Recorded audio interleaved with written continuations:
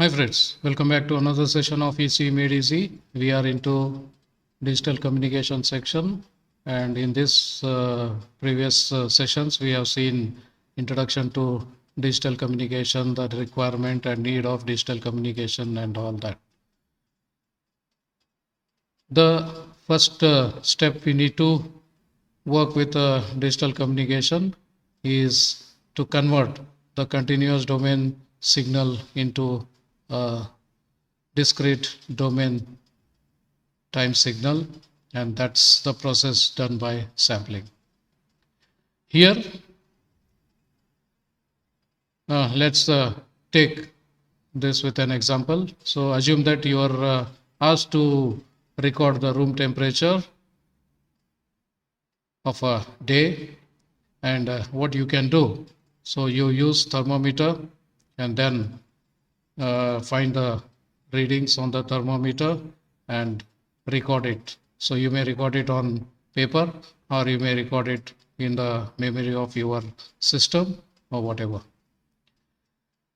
Now, how do you record in fact? So the first thing is you look at the thermometer. So what we have here is a curve shown which talks about the actual temperature of the room measured by our thermometer, and it is continuous in nature because the temperature of the room keeps changing in continuous way, and hence this between any given two instants you can have almost infinite possible readings, and that's what continuous domain means. So in a given 24 hours, if you want to record the variation in the temperature, then how do you do it? So there are almost infinite options, but all the options are not considered. Say we don't know anything about how to do that and all. So let's begin our work. So look at the thermometer at instant T1. You find that it is capital T1.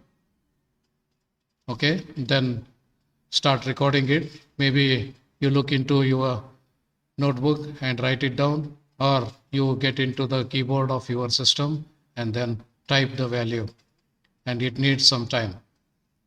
And after doing this, you come back to the thermometer again. So by the time you complete this task and come back to thermometer, now the instant is T2. And the issue is between T1 and T2, so much thing might have happened, and which is going unnoticed because all this time we were busy in noting down the recording done at T1.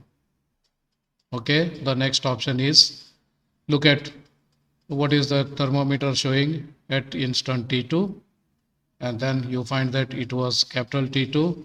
So then note it down, and by the time you complete this noting, we are at T3. So you can get another value at T3 only. Between T2 and T3, you can't get any value. So what you get is from this actual data, which is shown as a continuous curve, what you get is just samples, some sample here, some sample here, and so on. So you need to make sure that whatever is possible, that is the samples you are going to measure, is useful for working. So what is to be done is the first process in working with digital communication is to note down these values, and to note these values we can't work in continuous domain, therefore somehow convert into discrete domain. So this conversion of time domain, continuous time domain to discrete time domain, is called a process sampling. Here the input is sampled periodically once at T1, then at T2, then at T3, then at T4, and so on. And the duration between T1 and T2 is the sampling time, that is the time it requires to wait till before it gets the next sample. So Ts is the duration for which no information is available. So the next information is available only after this interval. So T1, T2, T3 are the instants of time, whereas Ts is the interval between the two instants or two consecutive instants, which is minimum required to record the data.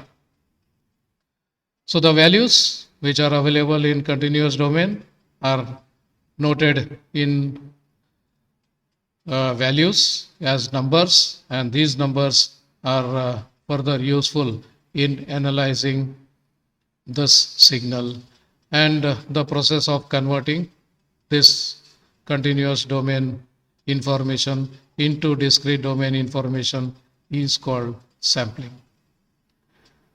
This sampling has various requirements to be met, and we just look at the different aspects of sampling, how the sampling is done, what is the sampling rate, how the sampling rate decides the accuracy of the digital system, and all that.